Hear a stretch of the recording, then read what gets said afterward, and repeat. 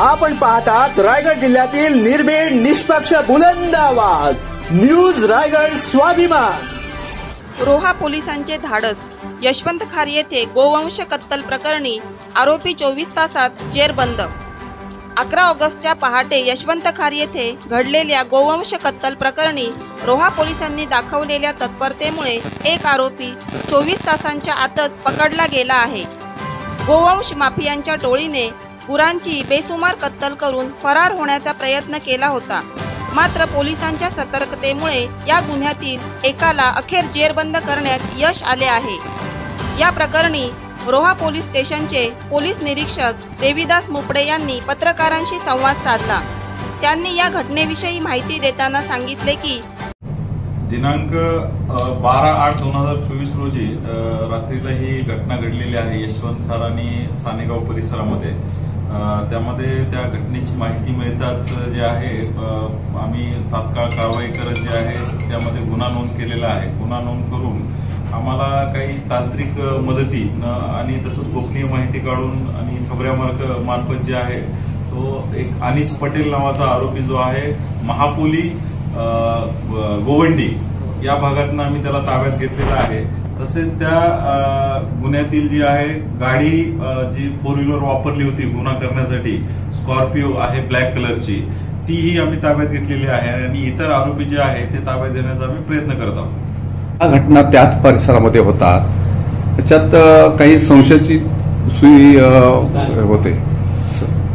या बाबतीत तपास चालू आहे, कारण मागच्या आठवड्यामध्ये जे आहे त्याच भागामध्ये जे आहेत 2 इन्सिडेंट झाले आहेत। दोन्ही इन्सिडेंटमध्ये पहिला जो इन्सिडेंट आठवड्याभरापूर्वी झाला होता त्यामध्ये आपण आरोपी जो आहे अटक केलेला आहे। त्यानंतर हा जो इन्सिडेंट परवा दिवशी झाला आहे त्यामध्ये आरोपी जो आहे आपण 24 तासाच्या आत पोलिसांनी अटक केलेला आहे।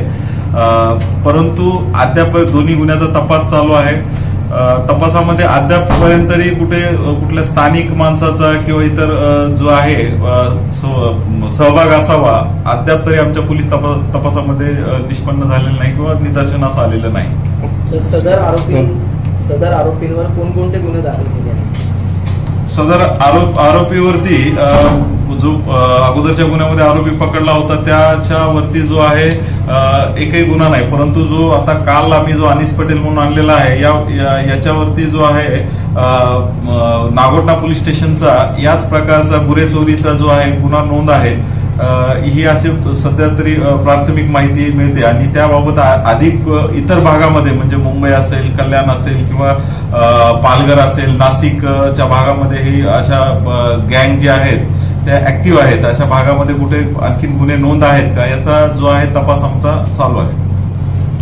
याच्यामध्ये सर्व रोहा तालुका व रोहा परिसरामध्ये जेवढी गावं आहेत जे शेतकरी किंवा जे गुरे पाळतात या लोकांना पोलिसांकडून एवढंच आव्हान राहील की आपली जनावरे जी आहेत ती त्यांच्यासाठी गोठा बनवावा किंवा त्यांना सुरक्षित ठिकाणी जे आहे ठेवावे, जेणेकरून याच्यामध्ये चोरीचंच प्रमाण सोडा परंतु जे अपघाताचं प्रमाण आहे त्या अपघाताचंही प्रमाण ही जी जनावरे आहेत त्याच्यामुळं होण्याचं प्रमाण जे आहे वाढलेलं आहे। ही रात्रीच्या वेळी जी आहे ही जनावरं रोडवरती येऊन थांबतात आणि मग जे जाणारे वाहन आहेत समजा 2 व्हीलर आहे 4 व्हीलर आहे यांना ते न दिसल्यामुळे किंवा ते रोडवर बसल्यामुळे जे अडथळा निर्माण झाल्यामुळे अपघात जे आहे होण्याचं प्रमाण वाढलेलं आहे। तरी सर्व त्या संबंधित गावामधील जे पोलीस पाटील असतील किंवा इतर जे सामाजिक संस्था असतील किंवा जे ग्रामपंचायत सदस्य आहेत यांनी सुद्धा यावरती जे आहे लक्ष ठेवून ज्या संबंधित गुरे मालक आहेत यांना त्याबाबत समज देणं फार अत्यंत गरजेचं आहे। नवी मुंबई व रायगड जिल्ह्यातील ताज्या बातम्या आणि घडामोडी पाहण्यासाठी सबस्क्राइब करा न्यूज रायगड स्वाभिमान लाईव्ह चॅनेल आणि दाबा बेल आयकॉन।